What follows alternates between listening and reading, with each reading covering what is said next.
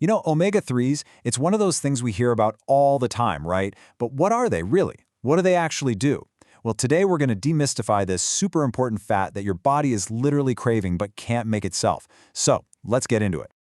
Okay, so let me ask you something. Have you been feeling, I don't know, a little bit off lately? Maybe dealing with some of that annoying brain fog you just can't seem to shake?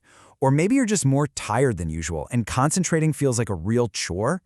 Well, what if I told you that stuff isn't just random? It's not just in your head. It could actually be your body trying to send you a message, a really important one, saying that it's missing a key ingredient it needs to function properly. So here's what we're going to cover. First, we'll look at your body's warning signs. Then, we're diving into what I call the inflammation equation. After that, we'll get into the science of the benefits, and we'll wrap up with your very own omega-3 playbook to get you started. All right, first things first, let's talk about those warning signs. You know, your body has its own language, and sometimes it whispers before it shouts. We're going to learn how to tune in and listen to those subtle signals. And wow, look at how wide-ranging these symptoms are. It's not just one thing. On the outside, you might literally see it, like dry, scaly skin or brittle nails. That's because omega-3s are key for your skin's barrier. But then, internally, you feel it, that brain fog, the mood swings. That's because these fats help make stuff like serotonin. And then there's the physical side. Achy joints, feeling tired all the time, even trouble sleeping. Yeah, all of that can be a sign. So, why? Why does not having enough of this one thing cause so many different problems? Well, it all comes down to what I like to call the inflammation equation. It's this really critical balancing act between two different kinds of fats.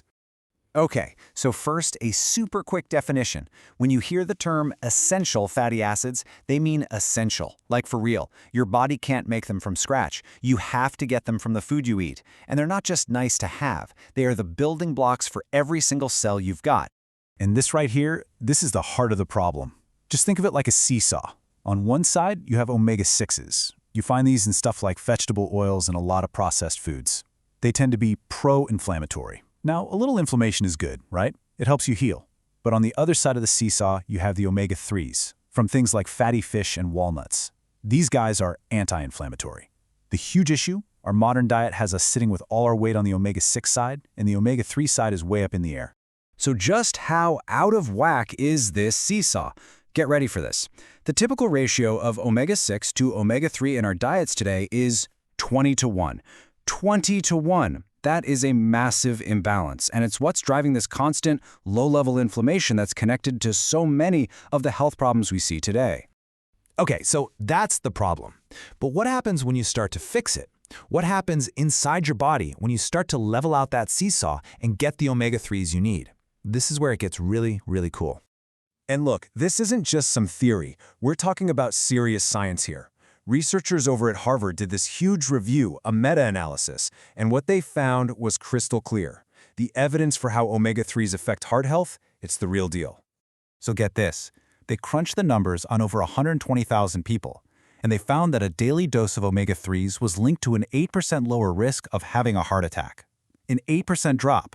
That's because it helps do all sorts of amazing things, like keeping your heart rhythm steady, helping lower blood pressure, and calming down that inflammation inside your arteries. But it's not just about your heart, not by a long shot. Let's talk about your brain. A type of omega-3 called DHA is literally the most common fat in your brain. So yeah, it's pretty crucial for thinking clearly. Then there's your immune system.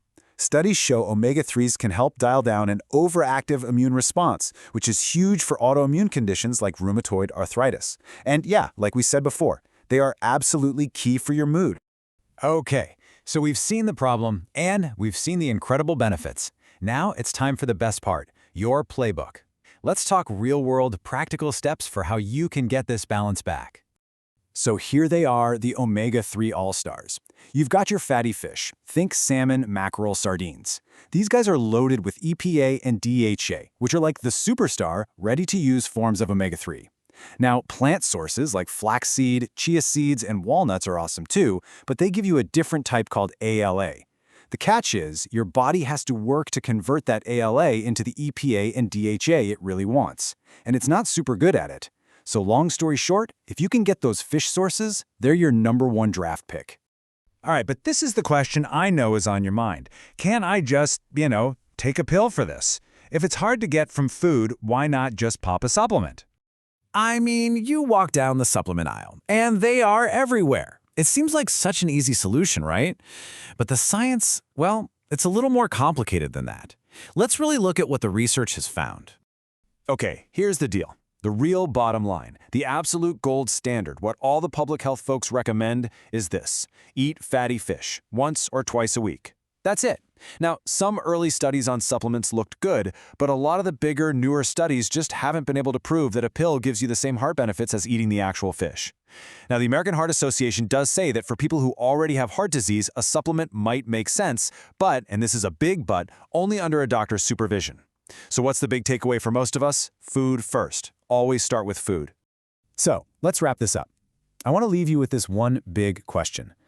We live in a world that's just full of complicated diets and crazy wellness fads, right? But what if the simplest, most powerful health hack, the one we're all missing, is just fixing that one simple ratio? Just tipping that 20-to-1 seesaw back into balance. Could that be the real